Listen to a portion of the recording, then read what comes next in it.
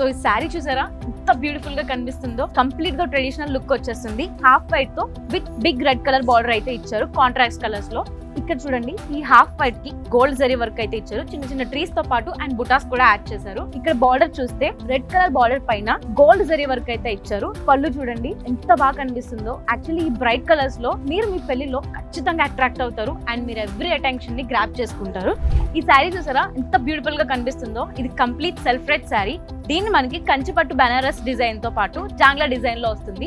ఒకసారి లుక్ చూడండి. ఈ శారీ పైన మనకి కంప్లీట్ గా silver and gold zari work తో ఇచ్చారు అండ్ బార్డర్ కూడా బిగ్ బార్డర్ ఇచ్చారు. మనకి బ్రైడల్ వేర్ అంటే ఖచ్చితంగా థిక్ కలర్స్. ఈ కలర్స్ అయితే మనకి చాలా బాగా కనిపిస్తాం అండ్ చాలా బాగా ఎలివేట్ అవుతాం.